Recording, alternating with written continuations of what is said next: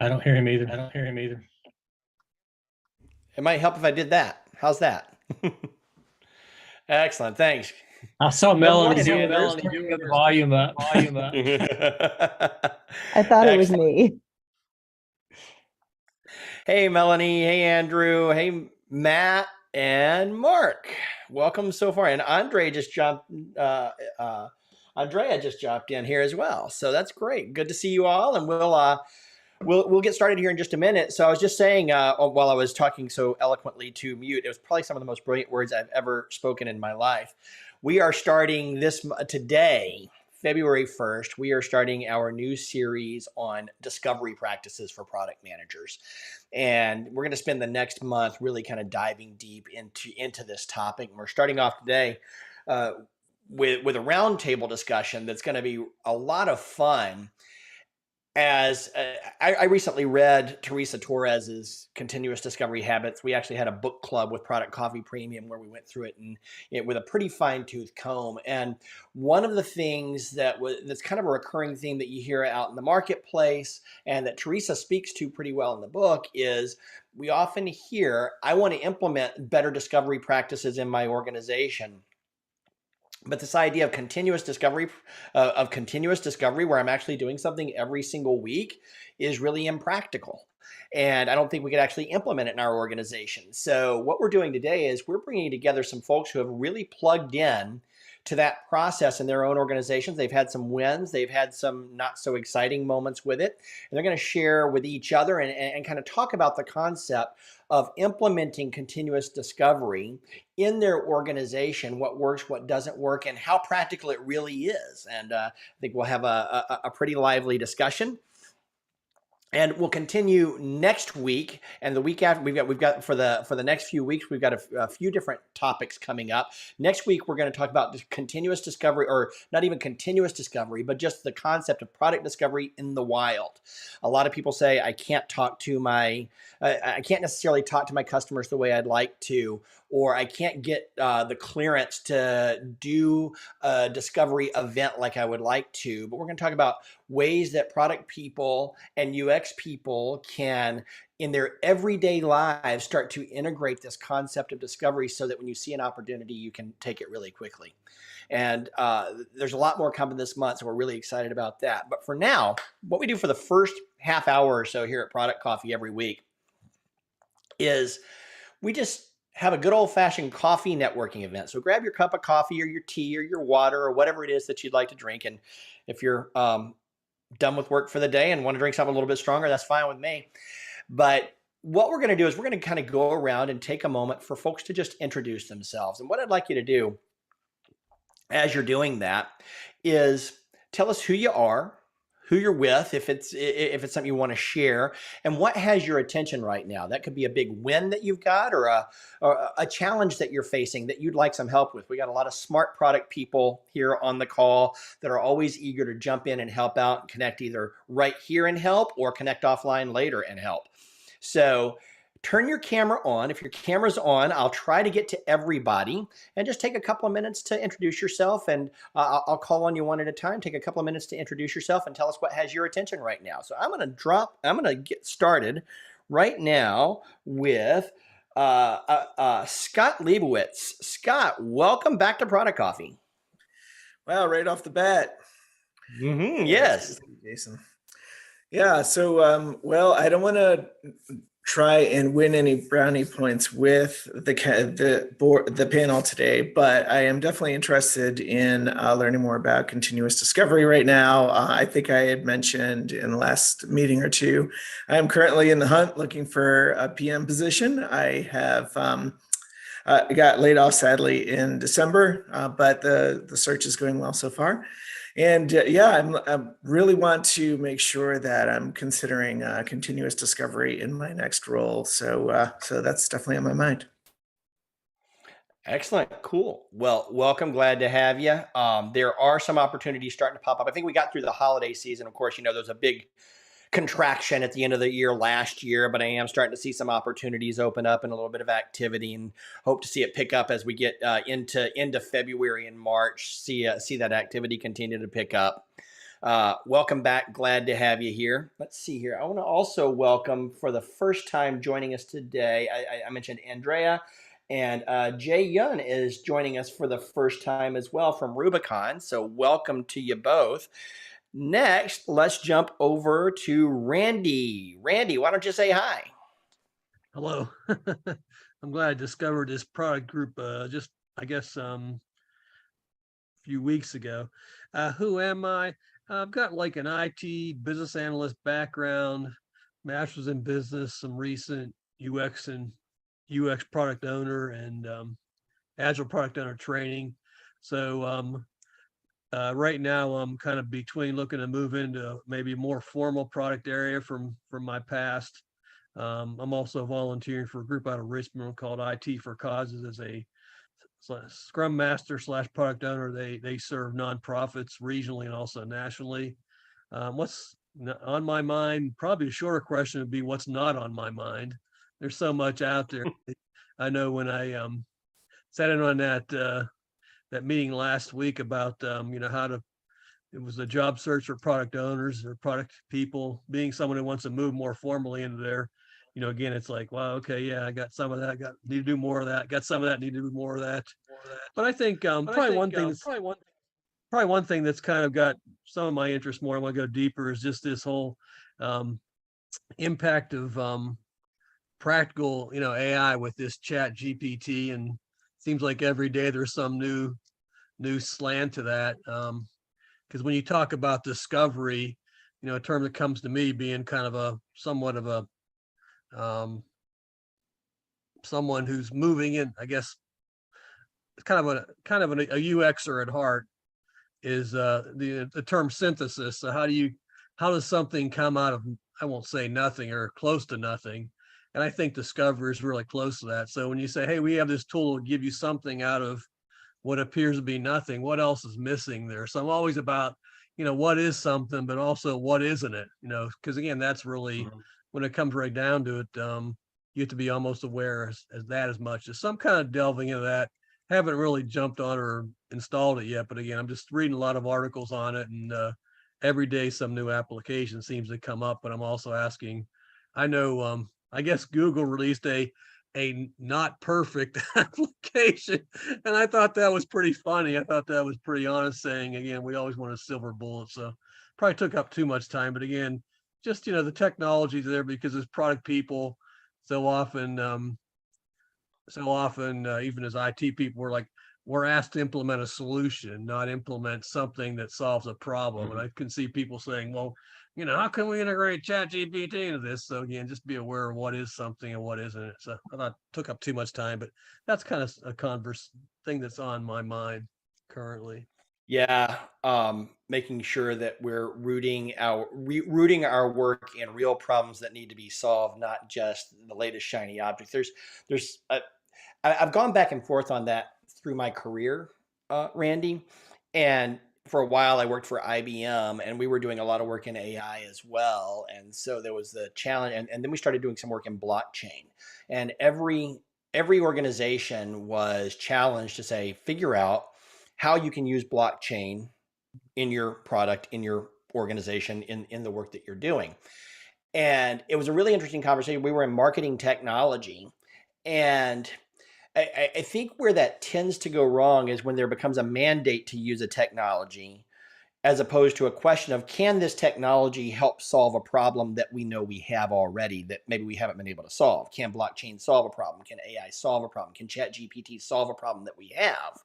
Versus, hey, how can we integrate this into our product? Two totally different questions, and you're dead on right about that.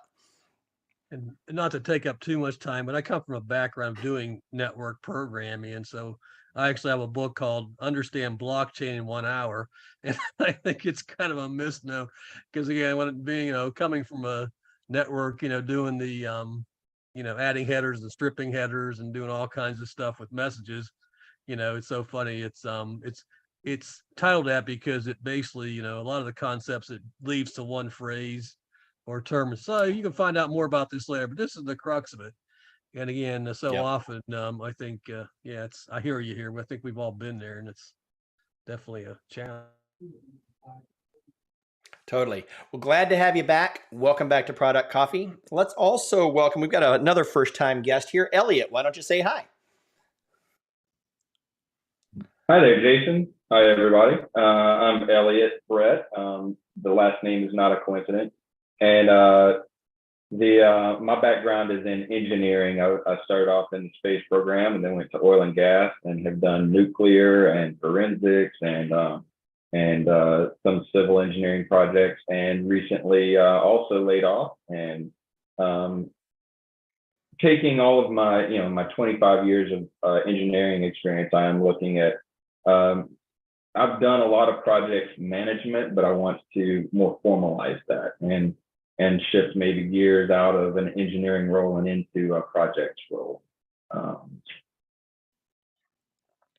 Project and product. I know, one of the things that we talked about, and we've talked about quite a bit here, is taking that industry expertise that you've got.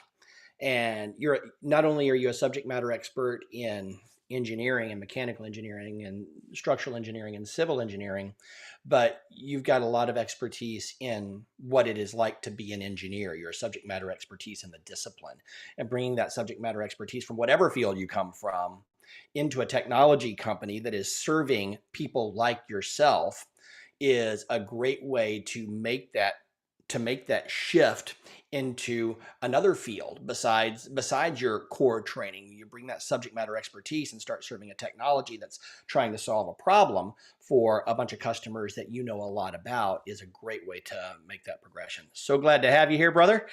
Really excited to have you joining us. You say that to most people that are a male, Jason, brother, but this time I think it's the first time I've actually heard it be true. Like really true. And welcome, Elliot.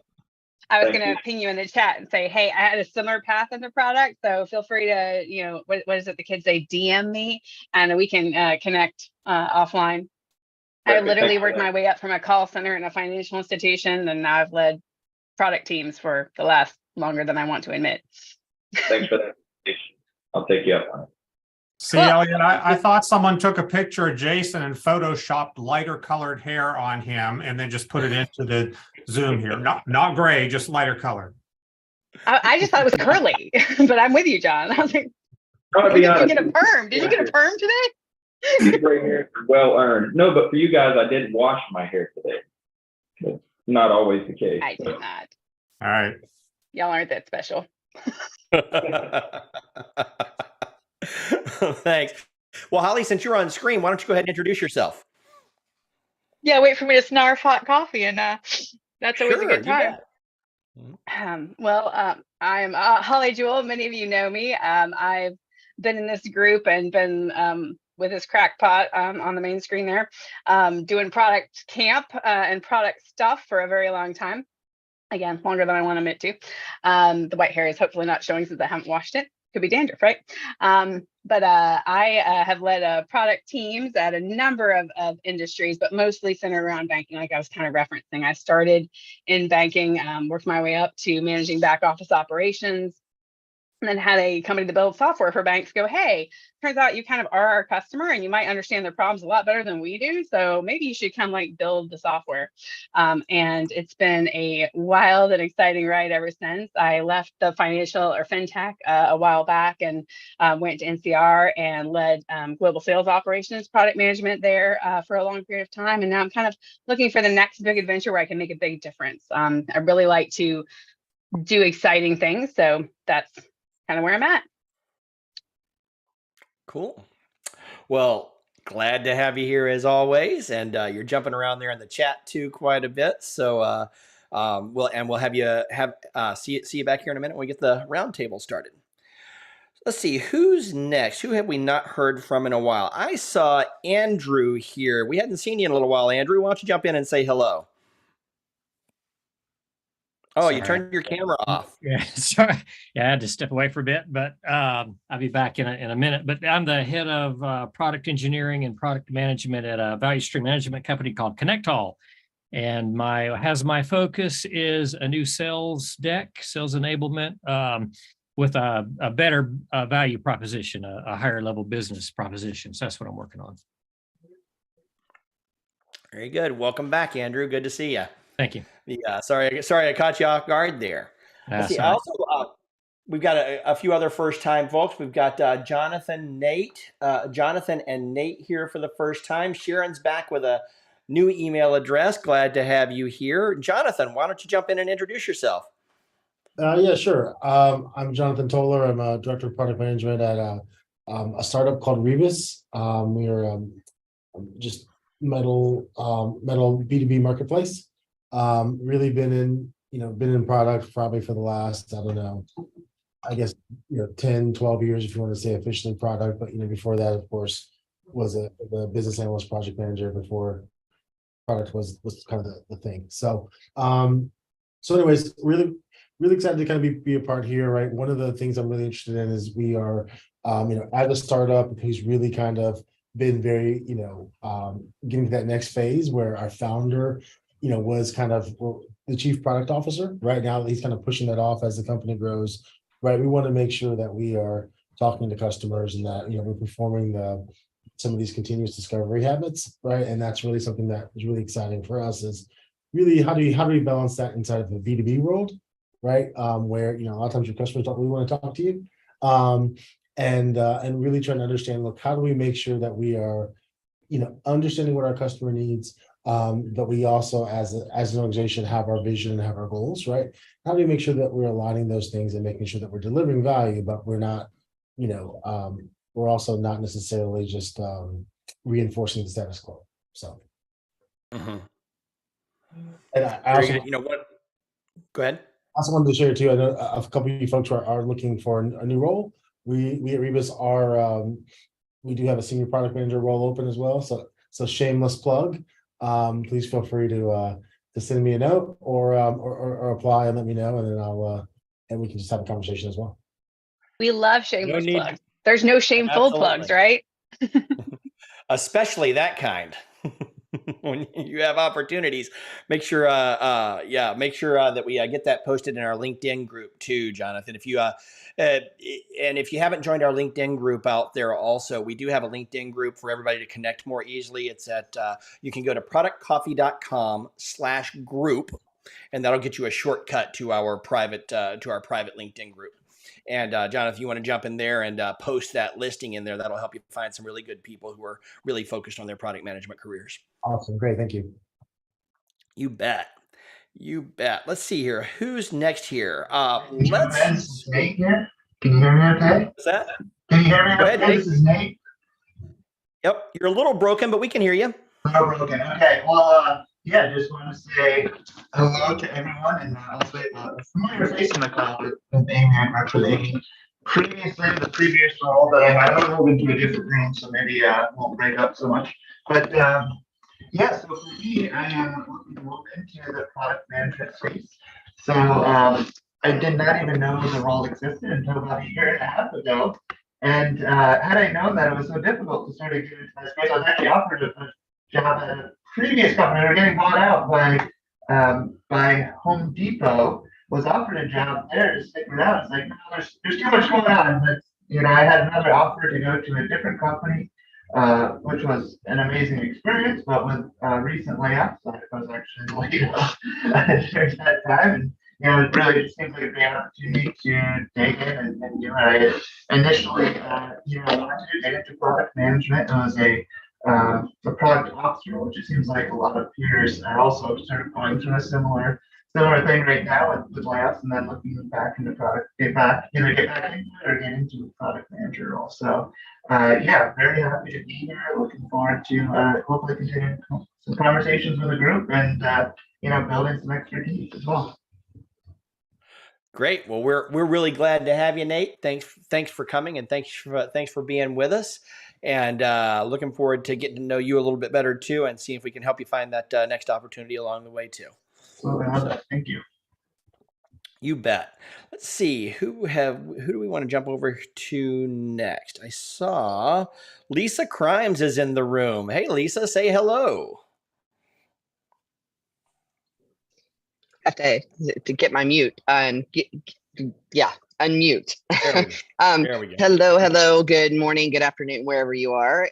And I'm happy to be here. So Lisa Crimes, I am it seems these days I have lots of different titles, but mostly I'm a consulting and fractional chief revenue chief product officer for a couple of different organizations, helping them out kind of early stage startups, as well as some that are a little bit later than that. So kind of different stages, and that's been a lot of fun, actually. It's given me just a chance at this point in my career to have exposure to a lot of different organizations and kind of see what they're thinking about and what they're doing. Most of my background is in healthcare technology.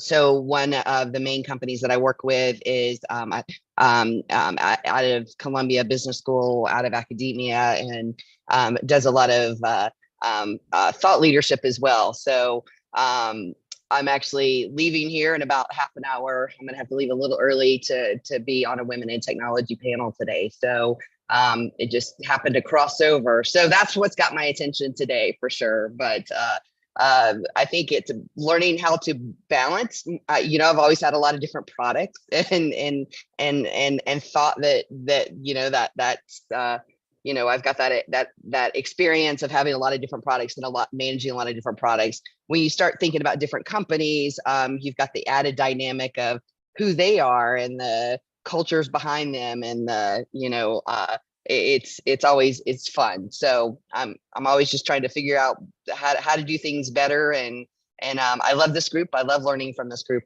I always do. So thanks for giving me the opportunity to say hello, Jason. You bet. Always glad to see you, and glad to have you here. Even if you do have to jet early, just so glad you could drop in and be here for as long as you can, and have a great time on the panel as well. Thank you. Lisa has been on several of our panels as well, and she's always a great conversationalist and really plugged in and thoughtful about every topic that you can throw it in front of her. So thanks for being here. I see Sharon. Sharon's got her camera on. Jump in and say hello, please. Tell us about this. Yes.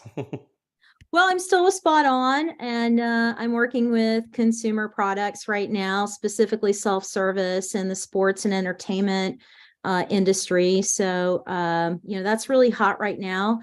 For those of you who know me, I've been predominantly in the restaurant space. So, really, it's been an exciting year so far. Lots of demand for it, and continuous discovery. I don't know, Jason, is it continuous discovery, or I'm looking for that thing that's going to blow it up, so that's really my question. It's like, what's the think tank doing these days? Is there still a think tank? Is anyone thinking? I think you're muted, Jason. The product coffee. I think product coffee, yes, but for the rest of America, sorry, bye. I was gonna say this in the general topic, but again, coming from the UX community, there's a effort going called research repository, and basically the idea is you have this research, you usually have it for a purpose. We're using it for this product. What do you do with it afterwards? And namely, if you keep it somewhere, how do you keep it? Do you keep it granular? Do you keep it aggregated? So, when I heard this topic of continuous discovery, it's not just continuous discovery. It's also, what are you doing with that? Are you doing something with it? Just using it in the moment or the near moment? And so again, just want to mention that. And I'll put in a text as well. And there's a guy that I connected to on LinkedIn. I think he's with IBM or Microsoft. And he posts little articles, a series on LinkedIn, but I'll post his name on the chat. Jake Burkhart, if anybody ever came across. Okay. Great. Thanks, Randy. It's fantastic. So let's see here. We got time for maybe one or two more. So let's see here. How about Mark Badia? Mark, welcome back. Mark's one of our premium members as well. Hey, how y'all doing? So let's see. I'm an independent consultant. My background it's kind of a hodgepodge. I started off in IT, got into doing financial work, then got back into IT. I've held a couple of senior executive positions, and I've done pretty much everything from development all the way through enterprise architecture. And then I got into sales account management and then into product management. And so that's what I've been doing a lot of lately. My consulting business is focused on product management and business/digital transformation work with small and mid-sized companies, but I've also worked with some larger ones. So that's pretty much it. And my focus right now is trying to figure out where the economy is going, because a lot of clients are, they got one foot on the boat and one foot on the pier, and they're cutting back, as we've heard a number of layoffs, but at the same token, they're trying to do twice as much as before. So it's a bit of pulling a rabbit out of a hat. I'm trying to learn how to pull out rabbits and other bigger creatures out of smaller hats. Very good. Cool. I love the way you put that. Well, we'll pull some rabbits out. Very good. I don't know if I have anything bigger than a rabbit to pull out of my hat right now, but Ooh, I can loan you some cats, Jason. Do you want 4 or 5? That'll be great. No, thank you. How about hey, Nisha Desai, welcome back. Come say hello. Hello, everybody. Hello. So I have been working in the product space for like good 8-9 years. And I'm mostly on the execution side. So now I'm learning more on a strategic initiative and how to define those product goals and generate the demands and user testing, etc. So that is the main reason I am here. And I'm not very dedicated in joining. Like sometimes the time actually does not work out for me quite well. But I think the few calls that I have joined is a lot of learning here. So you guys are doing a wonderful job there. Excellent. Thank you so much. And thanks for being here when you can. We're so happy to see you again. There's a little bit of chat going on. We're about to switch gears here, but there is some chatter going on. We did cover Teresa Torres's continuous discovery habits in our book club, and there are a few conversations that I think will link back in here. We are finishing up our book club right now on Matt Wallert's Start at the End. It's been a really great book on behavioral science. And for our premium members on February 17th, we're going to be having a very private, quiet, intimate chat with Matt about his book and some of his thoughts. And we built up some questions throughout the course of the book club. So if you're interested in joining that, join us at Product Coffee Premium. Go over to productcoffee.com and click join our community, and it'll take you right into that. You can join us for that Zoom call with Matt Wallert, author of Start at the End. We'd love to have you. You'll also get access to our workshop, which we're holding on Friday, on building your 90-day plan for your first 90 days with a new product. And that's included with your membership as well. We'd love to have you join us. We've also got a private Slack group where we have some pretty deep conversations. There's a conversation going on right now about how product managers can help contribute to and lead culture change across their entire organization. So it's a really interesting conversation. We'd love to have you there. With that being said, I think I've got time for one more introduction. So Amber, would you jump in and say hello real quick? Hi, I think that's me. Yes. Okay. So my name's Ambar. It's Spanish for Amber, if that helps. I know it's confusing. Sorry. So, no, I have 2 A's instead of the E. I followed Scott here, who invited, I think, a bunch of people from our product org. So I used to work with Scott. We were both laid off in December. I'm a senior product designer. I've been working in the healthcare space for, I think, almost 3 years. And yeah, I love working in healthcare. So I'm looking for a new role in healthcare, and had a product manager that turned me on the continuous discovery book by Teresa Torres. So I'm part of that community. And yeah, I've worked on teams where I feel like we've implemented the product trio vision. It's just, we've done amazing things. So I'm just like in love with anything having to do with that mindset. So when I saw this, it piqued my interest. I was like, oh, I want to see what people have to say about it. So yeah, so I'm glad I joined. I was not prepared to be on camera, but I'm glad I'm here. I'm glad you did. Do any of us look like we're prepared? Except Elliot, obviously, who did his hair this morning. And I'll tell you, Ambar, I'm really happy you're here. Thank you for that salvation on your name there. I also, and I'll tell you, the way our roundtables work is a little bit different from some other events you may have been to. So you're going to be, we're going to welcome you to jump into this as well. And I'll tell you a little bit more about that in just a minute. So thanks everybody for being here. But we're at the top of the hour, so let's go ahead and switch gears a little bit and start talking about getting into our program for today. And the first thing I want to do is, we couldn't do this program every week. We couldn't do these meetups every week without the support of some amazing sponsors that we have. At the top of the ladder is Method, and Method is a digital agency that does product development, product design, and product strategy work for our clients. We help our clients go through digital transformation and become modern product companies while doing the work for and with them. So it's a really great model. And if you need to add some support on the product strategy, design, or development side for digital products, Method is a great company with a great culture that would love to come help you out. Not only is Method a sponsor of Product Coffee, I also work for Method as my full-time gig, and just absolutely love this company. Those two things actually came separately. This is not a Method program. They're just a sponsor, but we just have a really great symbiotic relationship there.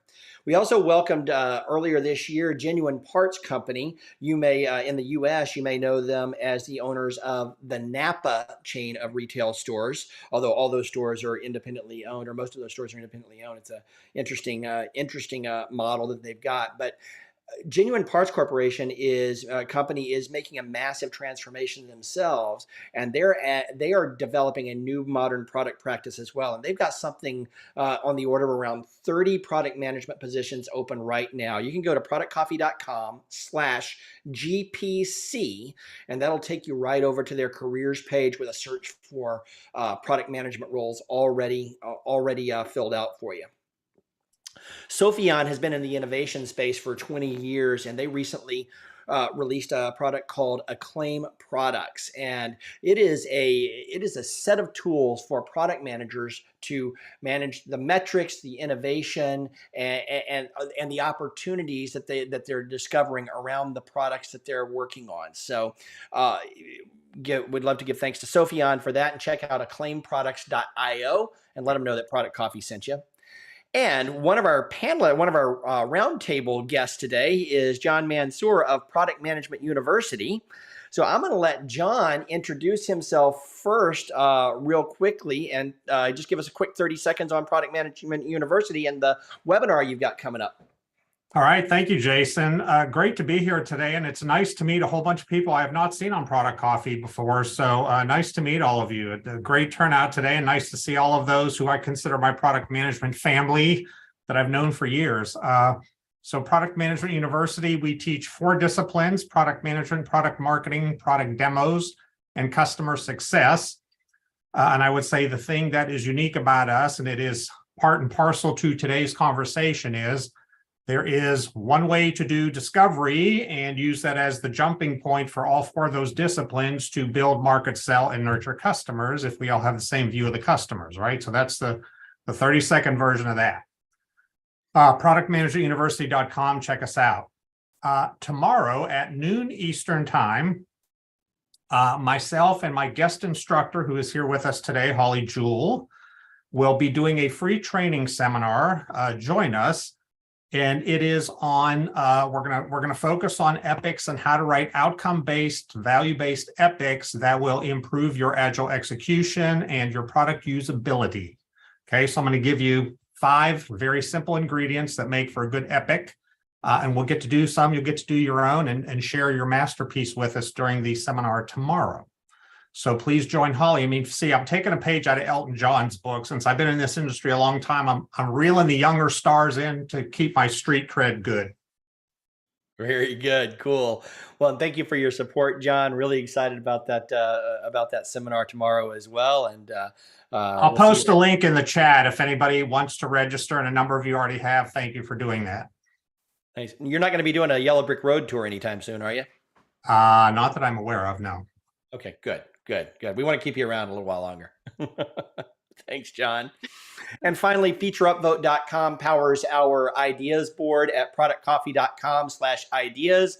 You can implement a customer suggestion and feedback form just like we have at Product Coffee yourself without any major capital investment or technological integration. You just fill out a couple forms and set up your branded ideas form, and you can set that up for your customers to get some great voice of the customer feedback at featureupvote.com.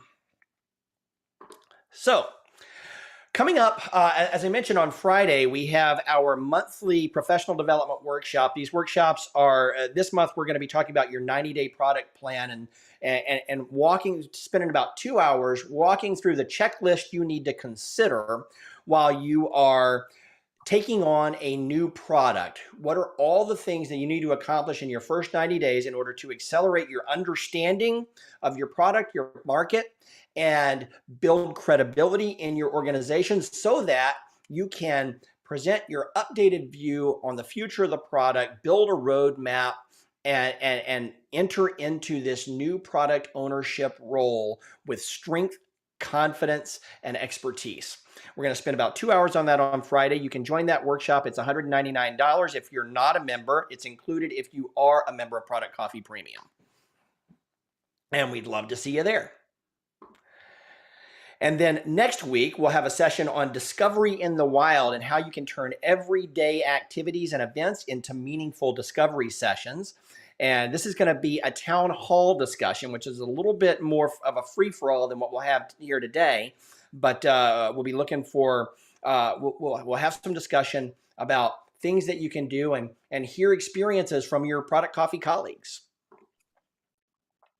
This week, we've got a roundtable discussion on how practical is continuous discovery. And the way we do roundtables at Product Coffee is a little bit different from some of the other places that you may have attended roundtables. We'll have Melanie, Alex, Kate, and John at the table, and we're going to discuss the topic of the real practicality of continuous discovery. Is it realistic to implement a continuous discovery product in process in organizations in general? What are some of the challenges that they have faced, and what are some of the successes that they've had? But we welcome everyone here on the call to join that roundtable as well. Melanie, Alex, Kate, and John have had a little bit of time to think about the topic, and we'll have that discussion. But this discussion is for everybody to participate in. This is not to sit back and watch a bunch of talking heads. This is how we start the conversation, and we'd be pleased to have everyone jump in that conversation, contribute your thoughts and experiences as well. Ambar, you've kind of already shown in that you've got some perspective and some experience, so we'd love to hear your voice as well. And I know we've got Matt on the call as well, who has got some perspective, and so I'm really looking forward to this discussion. So if you want to find some resources and find out more about our roundtable guests today, you can jump over to productcoffee.com/now, and you'll find our resources page with everybody's bios. And we'd also like you to jump over to productcoffee.com/notes. Open that up in a separate browser window. And as we're going through our session today, as you identify some thoughts, some questions, some perspectives that you'd like to share, or some observations that you've made, jot them down in this group notes document. We do this collaboratively. It's a way we can work together. It's a way we can help each other grow. And it's a way we can keep a living record of the things that we talked about on today's session. You can bookmark it and save it in your own Google Drive and have it available whenever you need to come back to it to get not only your notes, but everyone else's who's participated. Drop your LinkedIn link in there if you'd like to drop a link in for folks to be able to find you on LinkedIn and connect as well. We'd love to have you. And with that being said, I'm done with my introductions and my talking. I'd like to start introducing our roundtable guests. And let's just start with Melanie Cipher. Melanie, why don't you jump in here and tell everybody a little bit about yourself real quickly? Sure. Hey, good morning, everybody. So I'm obviously Melanie. I work at Repair Pal, which I like to say is kind of like Airbnb for automotive repair. So basically we take like the consumer, give them a list of repair shops that have been certified, going through like a process with like pricing and things like that. And they can book an appointment to get their car fixed. I've been in the automotive space for almost 10 years now. I was with Cox Automotive for a while before that. And I have that same sort of journey where I was in like a customer service sort of role and then was like, oh, product management seems fun. And what else? Also, my husband's also in product too, which I think is kind of funny. We used to work together and we talked about work way more often than we should. So it was really good to change roles and not be in the same company because you knew all the same people. And we've just started obviously trying to implement continuous discovery, and it's been really interesting. There's weeks when it works really well, and there's weeks when it really doesn't. So that's my little intro. That's great. Glad to have you, Melanie. Thank you so much for joining us. And let's spin over to Kate Womack. Kate from NCR, welcome back to Product Coffee, and thanks for joining us on our roundtable. Why don't you introduce yourself? Thanks for having me. My name is Kate Womack. I work at NCR. I'm the Director for User Experience Strategy. So when we talk about continuous discovery, optimization of research, I'm the one looking over our large ecosystem of products across retail, hospitality, and banking, and figuring out how we implement those things. And then when we're done with them, as Randy said, how we bring them back into the product. And I think the term continuous discovery is somewhat controversial for me. I find when I start calling things discovery, product takes it a lot less seriously and doesn't integrate it as part of their process. So I both love and hate the word discovery, hot opinion. Other than that, I'm really excited to hear what everybody else here has to say and happy to be back. So glad to have you. Thank you. That's a great take, and definitely going to be looking forward to hearing what's worked and some of your more detailed experiences as we get here. Our good friend Alex Sherman from Kaiser Permanente is back with us. Welcome back, Alex. Why don't you say hello and tell everybody who hasn't met you who you are? Yeah, hey everyone. Good to be here. I see a lot of familiar faces and a colleague. Hey, Dustin. I'm glad Dustin's hanging out. We'll call on Dustin to share some of his experience as well. But I'm Alex. I've been in product, I don't know, like 14 years now. I've worked in startups to medium-sized businesses to enterprises.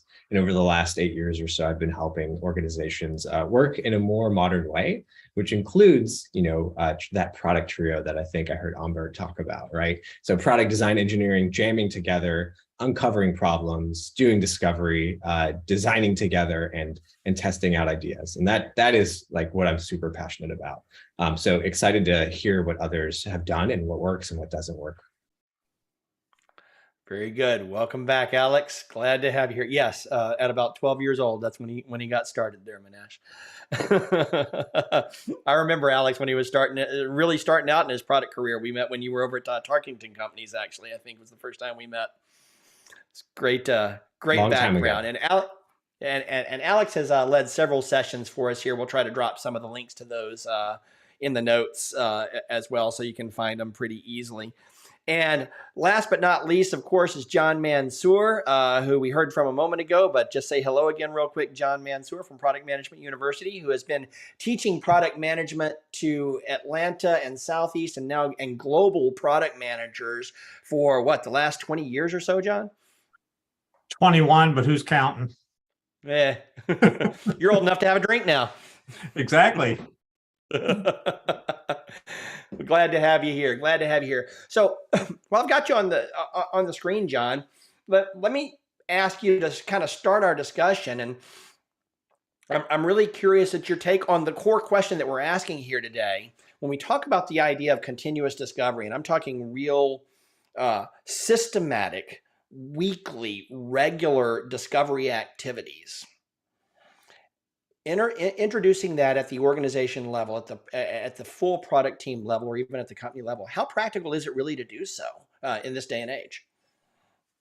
I think you just have to put that into context. If you look at discovery as like, okay, it's something I have to do every week, it can become impractical. So I will say it this way.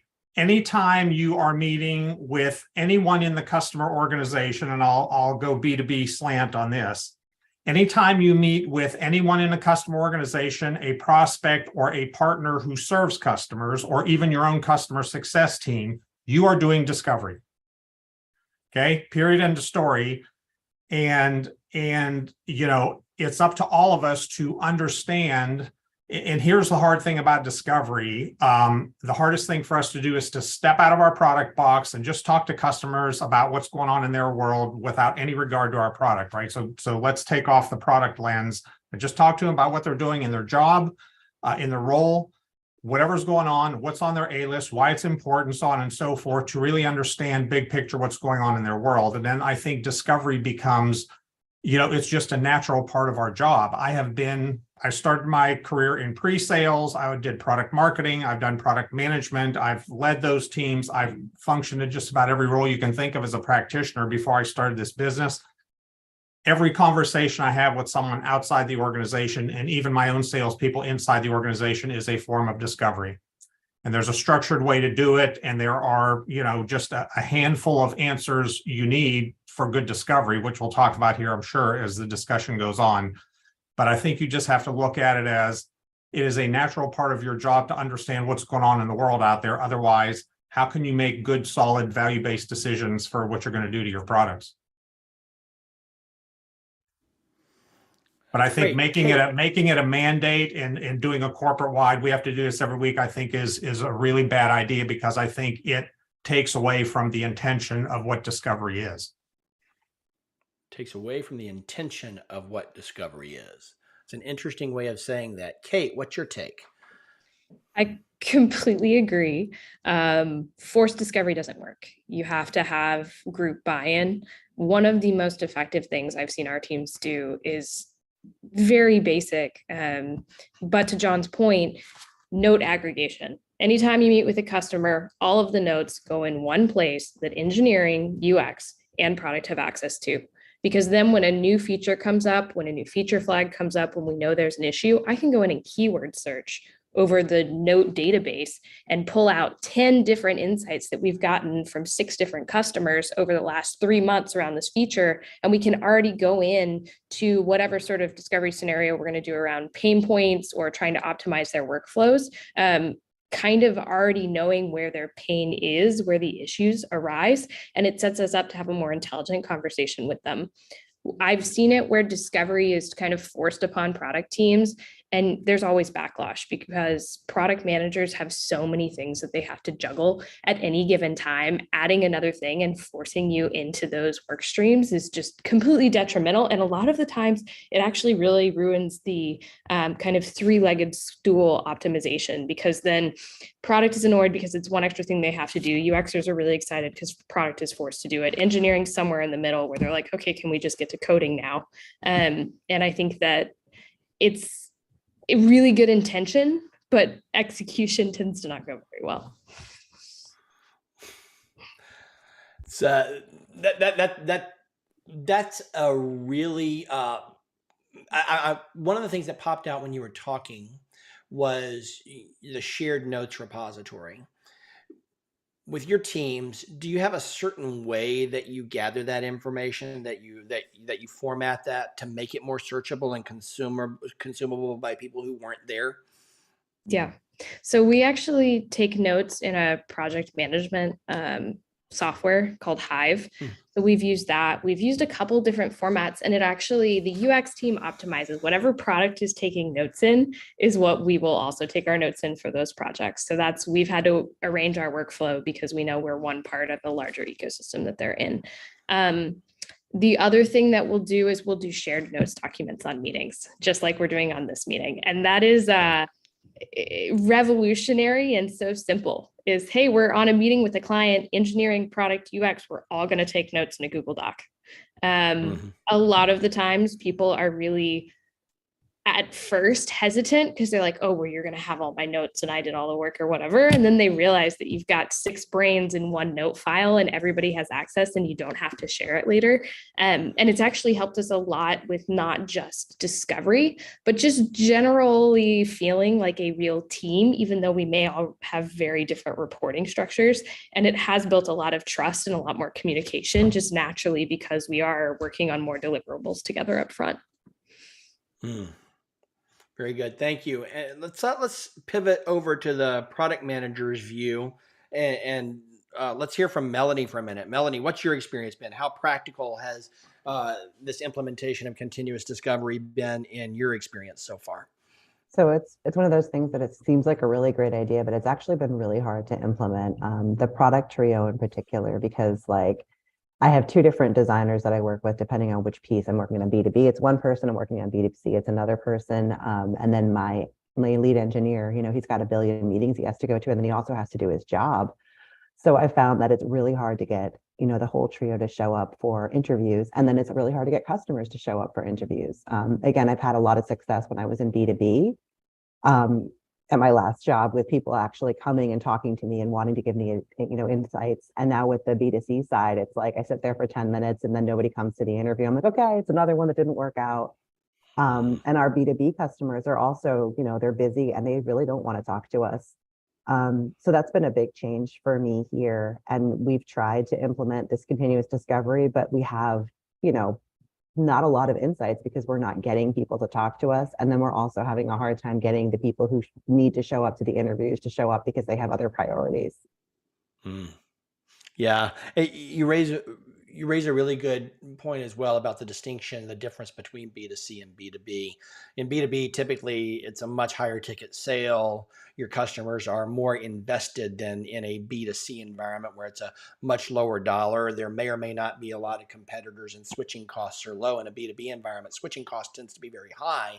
So there's a definite investment in getting a perspective shared with the product team that is not always as strong with the in the consumer space. Alex, you've worked on both sides, on the B2B and the B2C side in terms of product and guiding product teams. What's your experience been, and have you been able to overcome some of that challenge of the different of that lower investment mindset on the B2C side from the customer? Yeah, I think I've seen it work. I've observed it work pretty well on both sides for B2B and B2C. It can be tough on B2B, right? Because the incentives are a little bit more difficult. Their time may be a bit more sporadic. But on the B2C side, certainly, like leveraging things like user interviews, if you can, is a really good way to do that. I often see companies will do like a customer or like an early adopter advisory group. So you've got a pool of folks. If you've got a very large, set of users and you want to use a percentage of that and incentivize them. And so it's just easier to get them on the loop every week or 2 weeks, whatever it is, and alternate between them. I've seen that work pretty well. And I've helped some companies get that started just so that they could get that easy access, right?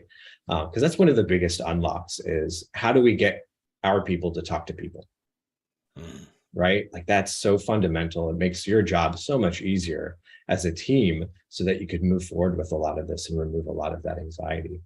So I've seen that work well. With B2B, I think a lot of that, what I've done in my past is just form really good relationships with sales, marketing, and with the actual customers themselves so that we could get them on a regular loop and be very upfront with them.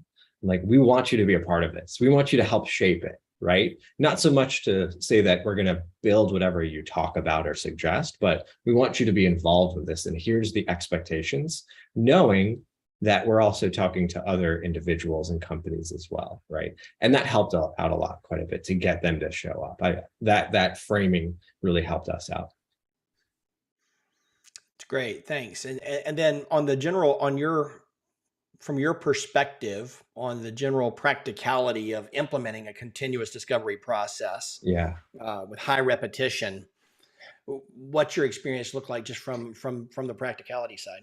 What I've seen work well is the 2 weeks. Weekly is hard. I'll say, like, just logistically, getting into whatever your user interviews, whatever it is that you're doing to get, if you're just blasting emails to a bunch of users, that's hard to do. It's great if you can. I'll say that. Like, I won't knock it. I've tried it, and even if you don't have anything to share with them, just hearing them out is really nice. But it is hard to keep it going. I'll be pretty candid there. But 2 weeks is a pretty good cadence, and usually that follows a nice cadence of like, all right, we may do some exploratory research in that first week. Maybe we talk to a few users. And maybe like the following week, we take our time to like do some ideation and testing. And maybe it's like even the third week, we skip a week or something and we're doing some more evaluative testing, like usability testing. So that usually that 2 week cadence is a really nice cadence. And that way we're not going too wide on a thing or a focus area, right? It's just enough for us to be able to be comfortable to move forward. Can I jump in with That's a good. thought on the timing Yeah. point there, Yep. Jason? I totally agree and hear what you're saying, Alex. I would also say to anyone, first of all, like, don't get discouraged by that, because every 2 weeks sounds like a lot to do, right? First of all, anything is better than nothing, right? Start somewhere, especially if you're doing like a user group or a product advisory board, like people are, saying in the chat. I did a lot of those. It was massively successful. That's how, one of my big things that I did in my career with continuous discovery, but at a company that had never talked to its customers really before, aside from angry emails. But also think about your product and your market. The right timing answer could differ based on that. I had a space where actually quarterly was the right cadence for the product advisory board to come together. Because if you think about financial institutions, they're not doing things frequently, right? They're not doing software updates on an ongoing basis. These are massive projects. So when you think about the timing cadence, you can think about your customers, right? Whether it's B2B or B2C, and what their cadence of what they're doing with the product it looks like. Monthly might be great, right? Biweekly might be good, but it could even be less than that. That's ideal. You just want to think about that with what they're doing, and maybe even talk to those customers when you're inviting and determining who are the right participants in a product advisory board. What's the cadence that works for them to actually come together? Because if you don't have good participation, it doesn't matter how often you meet. Yeah, when I say talking to people, I'm not talking to an entire board of people. It's like maybe 5 to 7 people for some exploratory user research, and maybe about the same for some evaluative. So like not, and also no focus groups. I'll just like squash that right now. Not a fan of those. Those are pretty bad. I'll give you a different perspective on the whole focus group thing, Alex, because they work like a charm. So here's the thing. So in the B2C world, the consumer is the buyer, is the customer, right? And so I think what's different is in a consumer product world, you have to have a whole lot more repetitions of user discovery to have a representative sampling of the market, okay? Where in B2B, you can have much fewer organizations. And I think this is a thing that's different in B2B is the definition of the customer. So in B2B, the customer is the organization.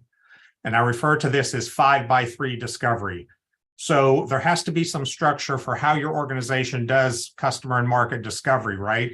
And when you look at your target customers, I always say you got to start at the top and understand the C-level and what kind of strategic initiatives are driving the organization, because those filter down and create the priority list for all your department heads for HR, sales, marketing, operations, IT, so on and so forth. And those department objectives then drive how the users in the trenches who do the work, how their jobs change. So I think the most important thing in B2B discovery is you have to follow the breadcrumbs from the C-suite down into the user jobs that are being changed or added or subtracted, or something's going on with those user jobs that have implications on the strategy of the organization. So I think the first part of discovery is you got to find out which users and which jobs have the biggest implications on the goals of your target customers. And if you all look across the market, there's a lot of common denominators there. So I think that's the first thing. So in 2 organizations where I led product management, we had very structured interactions with C-level executives, with senior managers, department heads, VPs, SVPs. And then by the time we figured out what was important to them, by the time we got down to the users in the trenches, we knew the job tasks, workflows, so on and so forth that we had to focus on. And then we had regular interactions with them to validate product design, feature functionality, usability, and all that, okay? So, and we were doing this in a semi-agile world. We didn't call it agile back then, but we were doing 6-week sprints to validate before we built stuff. And what I can tell you is there were a whole lot less iterations to get to where we needed to get to build products and features that were highly usable, that gave customers the outcomes they were looking for, and did what they needed to do for our organization in terms of meeting our own objectives. So I think putting a structure behind it is a way to simplify it. That way, whatever interactions you have with customers, you have some direction and you understand what the outcome is you're looking for anytime you're having those customer interactions. So I would say 80% of our discovery happened through that structured format. 20% was prospects and customers and people inside the organization, everything else. So were really critical data points. But the important thing was we had a really strong backdrop, a representative sampling of our markets from our customer interaction structured groups that, just sort of kept us between the guardrails with discovery and on track to do what we needed to do. So I am a big fan of those, especially now because they're so efficient to do. I mean, we can get a dozen customers on a Zoom like this in an hour and walk away with literally solid gold information on what we need to do and how to drive our products.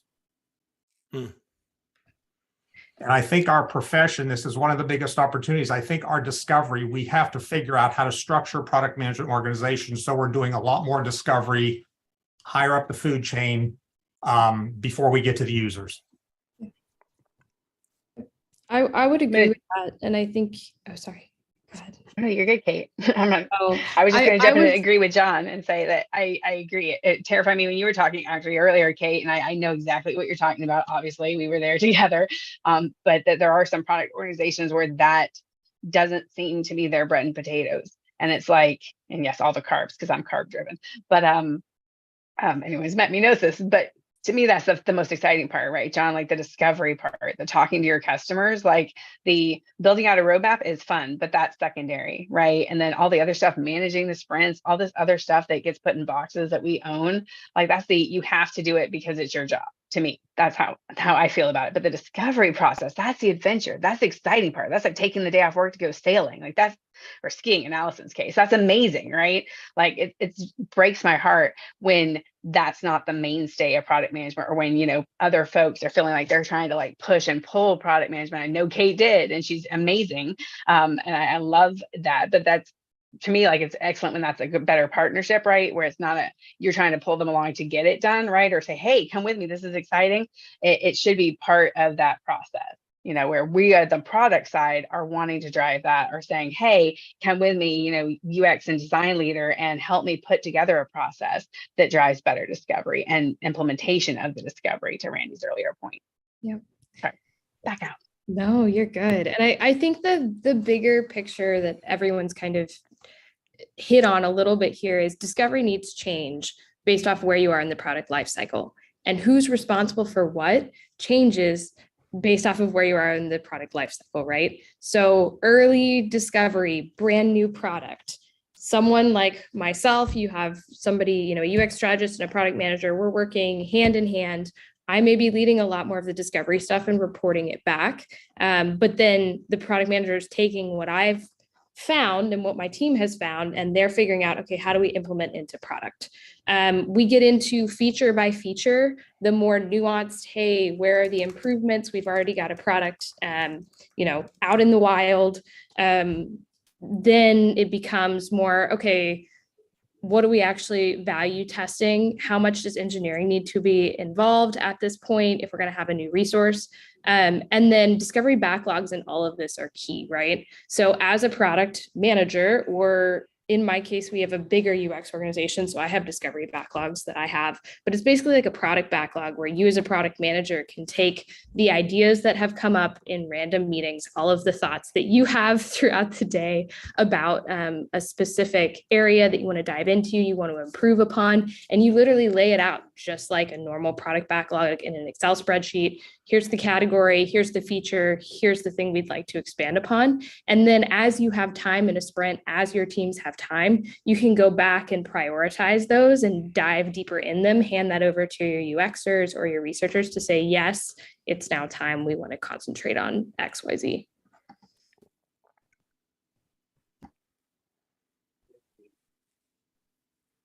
I think with respect to what Alex and John were saying, you have to know your customers in terms of what they're willing to do.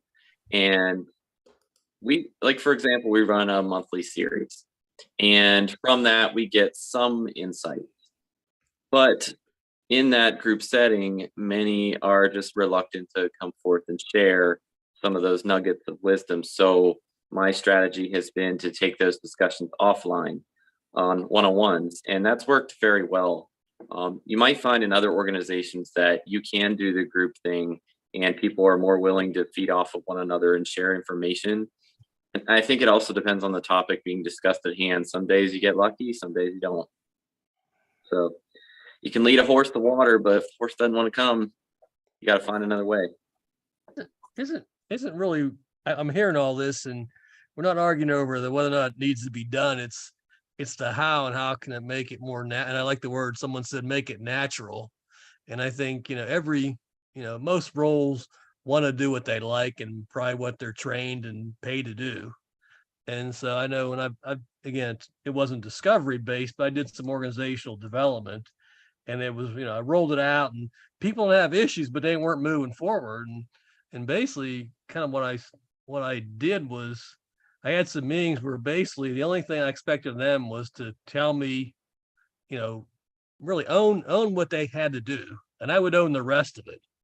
And it was just, it really became a sprint. And so what I did was I supported them by doing what they didn't need to do, but I challenged them to do what they had to do. And so again, back to what I'm hearing is, oh, well, we'd like this group to do more UX, or this group to be more involved in it. When you add stuff to people, you're not, again, so to me, the real, a key is how do we influence people? We're not trying to trick them into doing something they don't want to do, but how do we really influence them? And I guess that's, we're not arguing the what, it's the how. Yeah. Are you saying how do we influence our team members, our colleagues? Yeah, to do things. And also how do we slice that pie to what we're asking them isn't this perceived as this, oh, I'm doing something else I really don't want to do. I'm not good at doing it, blah, blah, blah, blah, blah. Yeah. And, I feel like Teresa Torres says this in one of her blog posts. I have the quote written. If you want an opinion on what we're building, then you should be a part of discovery. And that's like a good statement. It's like maybe forceful, but when people, when we have engineers, we have designers and product people actually hang out and just observe a user interview or usability test, it's pretty transformative, right? They don't have to be in every single one. And I know Kate, you said we've got to take notes. Absolutely. Everybody takes notes and we synthesize together. We make a decision on what we heard as a team, not one individual telling us what we had synthesized, right? So we're not farming out these decisions. So when people are a part of those decisions, they feel like they actually have a part of the product and a say in it. And that goes such a long way. I don't know if that's what you're looking for, but I found that to be pretty transformative when I work with teams. I think that's part of it, but again, it's the idea of what are some of the things we build into this journey, because it's really a journey of moving from things we think are valuable to, again, more institutionalized. And again, I like the word natural, having to really ask people to do it. They're wanting to do it, So I threw 3 questions up in the chat. And so when I teach this, I call it 5x3 discovery, because there's 5 key questions and there's like 100 ways to ask those questions, right? But I'm going to give you the 3x3 version today. What are you trying to accomplish? Why is that important? What's stopping you and why is it stopping you, right? So again, back to doing that discovery at multiple layers of the organization, the context of the answers, right? If you ask a senior executive, it's going to be, what are you trying to accomplish? It's going to be a strategic initiative, right? If you talk to a department head, it's going to be some operational thing. And if you're talking to the people in the trenches who do the job, it's going to be, I'm trying to make this part of my job better, easier, something or other, right? And so I think the most important thing to remember about discovery is the point of discovery is to educate us as product people, right? So we throw some open-ended questions out there and we have to listen. It's not about features until we're actually, validating features or some design. And I used to invite my engineers when we were having conversations with the director VP types and with the user types, I always invited my dev team in because I wanted them to hear what customers are trying to do, why it was important, and why they couldn't get there. And they came up with phenomenal solutions. I didn't have to tell them what to build. They knew it. And they built crazy good stuff because they could use their technical expertise. And this is, I think we make it too complicated.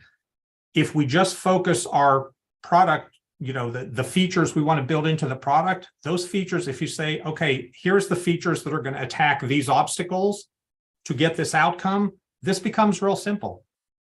Okay. And I think we make too much out of it. We make it way too difficult. It's like your users are trying to get this outcome to impact another outcome further up in the organization. Okay. They can't get there because I have some number of obstacles in the way, our job as product managers is to say, okay, let's figure out which obstacles have the biggest impact on that outcome. Let's get rid of those obstacles, and we have a high value solution. It's not rocket science. How many, sorry, go ahead.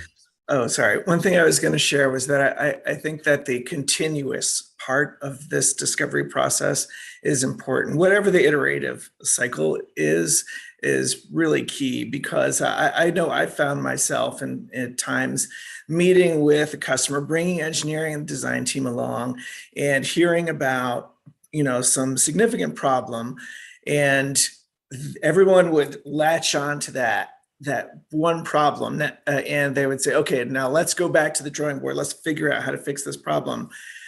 2 weeks later, it may turn out that was just a isolated case, and it may not have been like the true issue that the customers are facing from day to day and experiencing. And I think through that relationship and that iterative cycle, it really helps you to kind of like do a mind meld with that customer and kind of understand, hey, this is, we talked previously about this. This has been a real challenge for us, but looking at larger, bigger picture, we're seeing that this is truly what's impacting us and what's affecting our ability to get work done. This is really not helping, us to meet our organizational goals on the customer side, or our whatever our job is that we need to do. So just having that relationship is really key to this, because I've definitely been in the case where it's just we tend to lock on sometimes to the wrong problems because we're not listening to our customers over time. I think what you said about relationships is really important. I found that you set up these big meetings and you have this discovery and it's really formal. But when you have that relationship that you've built through those processes, where someone feels like they can shoot you an email and say, hey, this thing is weird today, or the customer support team can reach out and say hey, somebody's having this problem, and then they can bug you about it, you get a lot more real-time feedback, and you can see I've had 5 people send me an email about this, and we're not waiting for that month when maybe that problem has been not so much top of mind. So I think that's really important.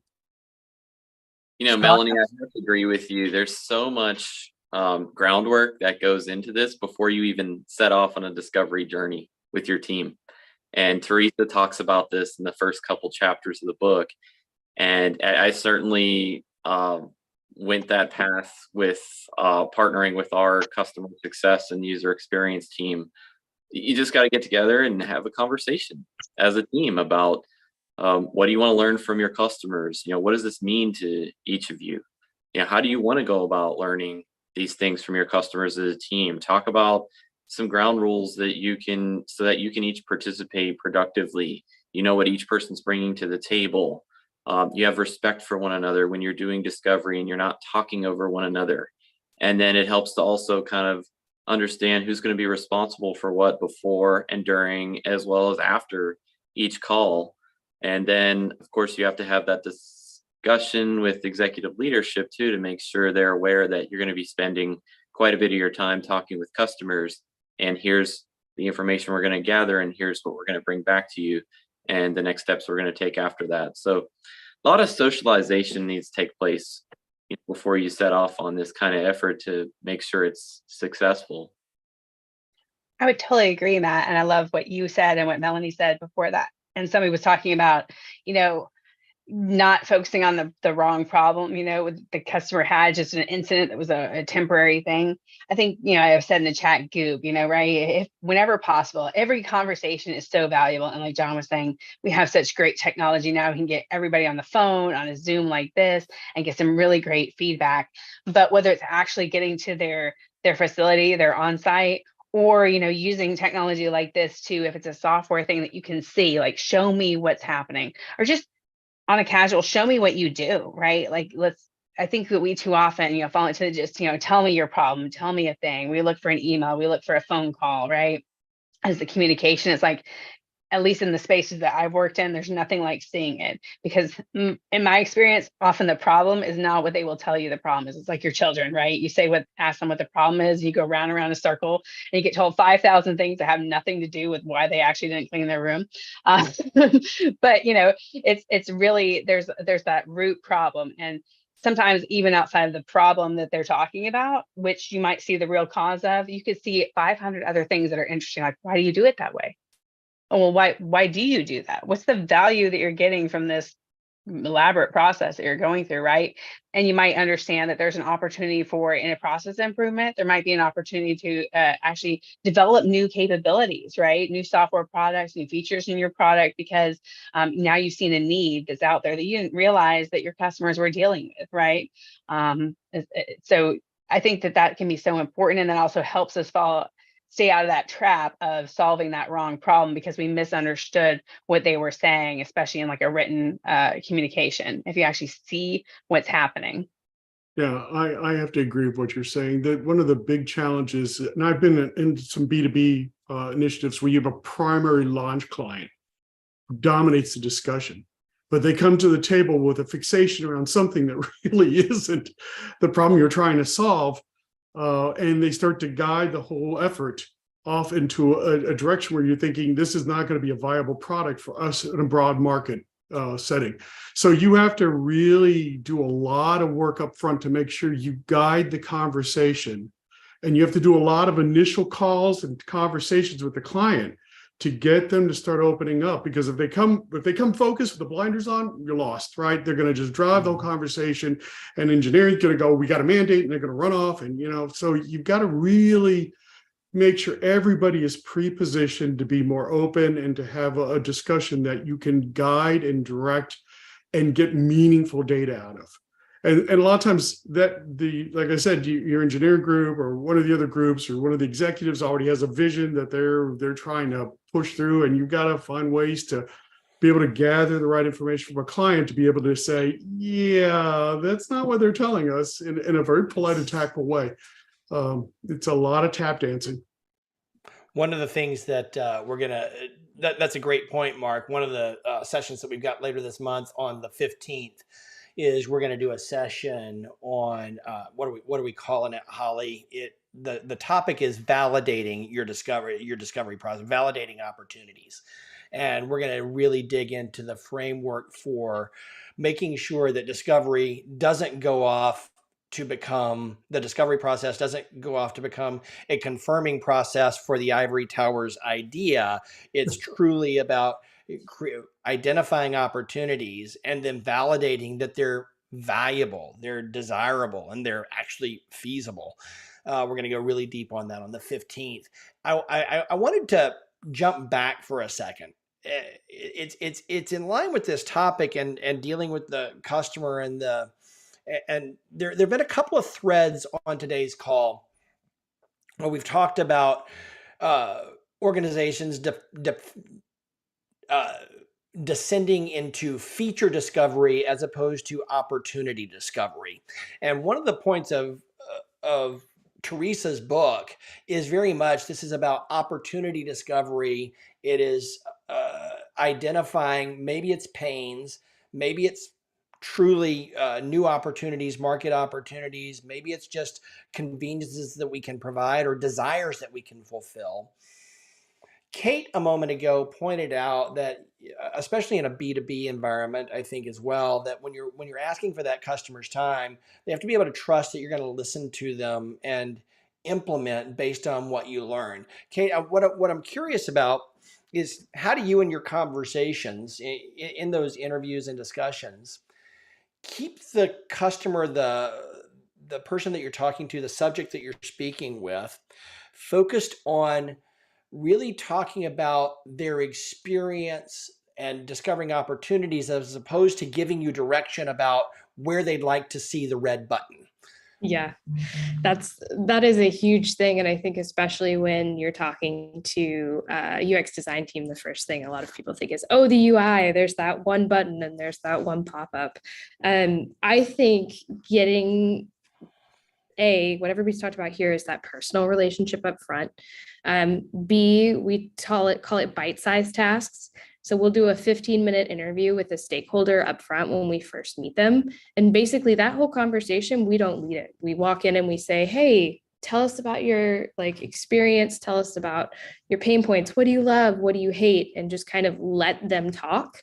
Because if people Most people, even some of our more introverted personalities, if you let them talk about what's important to them, can go on for a really long time. And you build that rapport up front. So we'll do that 15 minutes, and then we'll come back the next time.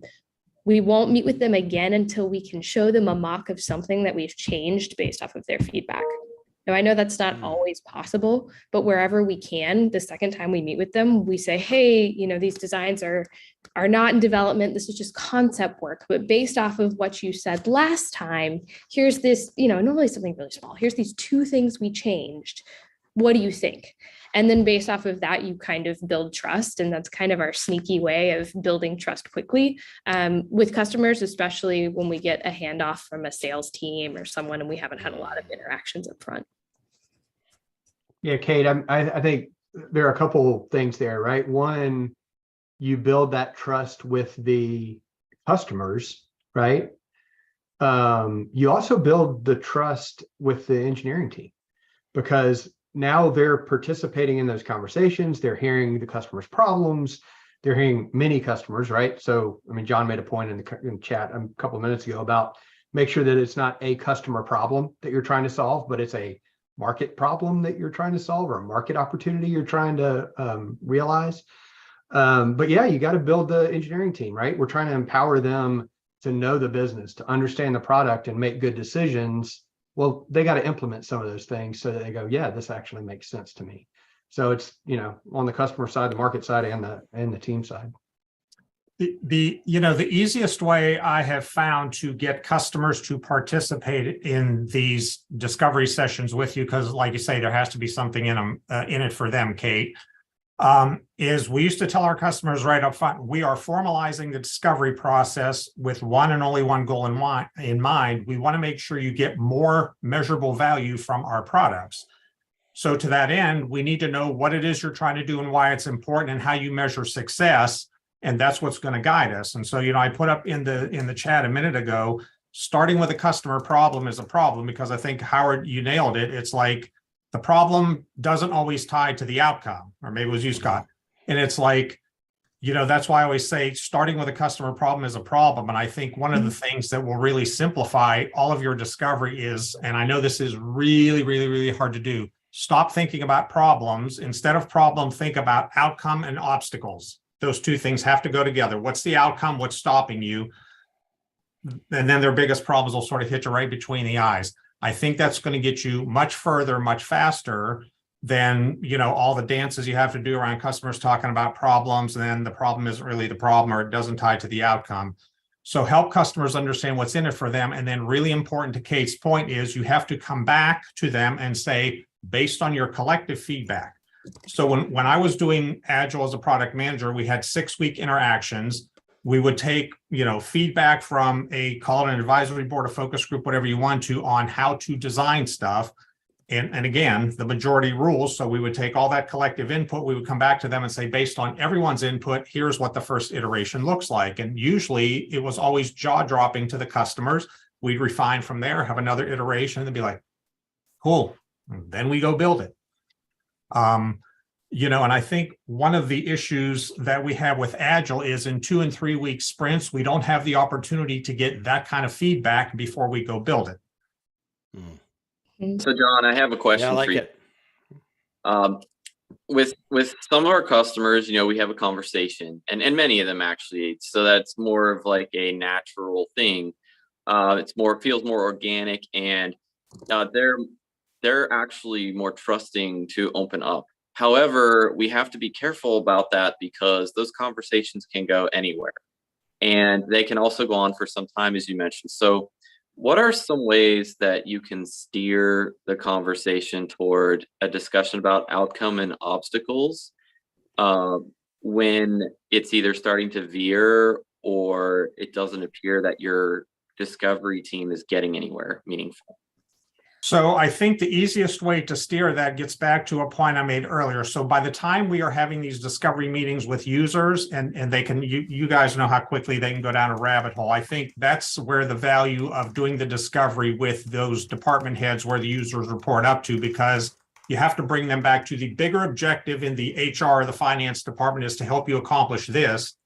your bosses want to focus on these workflows or these job tasks. Let's get back to talking about how we change or do something here to get this meet this objective here. And you got to bring them back. And that requires, so when I was a product manager, one of our, she was the equivalent of what would be a scrum master, but she was a professionally trained facilitator. She used to run these meetings. Okay. And when people would go off the rails, she'd reel them back in and get them back on the discussion. And, it always turned out well. We always got what we needed. Thank you, John. I want to thank everybody. We're at about 5 minutes until 1, so I want to wrap this up real quickly for the day. It's been a great conversation. I think we could probably go on for another half an hour or more at least, very easily. And I saw a lot of comments come across in the chat as well that I really would have loved to have come back to. We just have had a fantastic engaged group here today. Have really enjoyed having all of you. I want to thank you, John, Alex, Melanie, and Kate for being here and leading this discussion, really. Your insights have been really valuable. I think one of the takeaways I had 2 takeaways as far as our core question of how practical is it to implement continuous discovery in your organization. The 2 that I picked up on personally were getting buy-in across the trio. And I think Melanie raised that really clearly and eloquently as a huge challenge. And the second real challenge being just the cadence and the frequency of cadence. Creating a weekly habit is really hard. And even a bi-weekly habit is challenging, but maybe a little bit more approachable. But creating that routine is where the challenge lies. I think in Teresa's book, she had a couple of really great ideas, I thought, about making it a little bit more automatic and building processes that get customers and clients to hand raise and say, hey, I'd like to talk to somebody, and creating really fast formats so that in a 15 to 30 minute conversation, you can walk in with some assumptions and you can document information that confirms or rejects or challenges your assumptions through her interview. What's it called? Interview snapshot format that I'm a real fan of. But there have been a lot of really great points here. We'll have the chat transcript as well at some point in the near future. We'll drop that into the notes as well. There have been a lot of great references. If you haven't been in the notes document at productcoffee.com/notes, you've missed out on a lot. You still probably want to jump over there and star that before it goes away in a few days. The notes document will stay there, but the redirect won't work anymore after a few more days. We'll get it set up for our next event. So would love to have you over there and joining us. Would love to have you join us at Product Coffee Premium and at our workshop on Friday. And I think, John, you want to drop that URL for your seminar in one more time as well? I'll do that. I want to tell everyone. So join Holly and me tomorrow, because this will be a great continuation of this discussion to create epics that will set your design and sprint execution off on the easiest foot, I'll call it that way, to get the product usability and stuff your customers love and just make it easier for you. Very good. Well, thanks everybody for being here. I'll keep the line open for a few more minutes, but I want to make sure that anybody who has 1 o'clock meetings can get away to those really easily. And thanks for being here. Join us next week. We'll be back at 7:30 a.m. Eastern next week for our town hall discussion on discovery in the wild and creative ways that you can gather information, insights in your everyday life, in your everyday activities. So looking forward to seeing you all back here for that as well. Registration's open at productcoffee.com/events. Great. Thanks, everybody. Thank you. Thanks, everyone.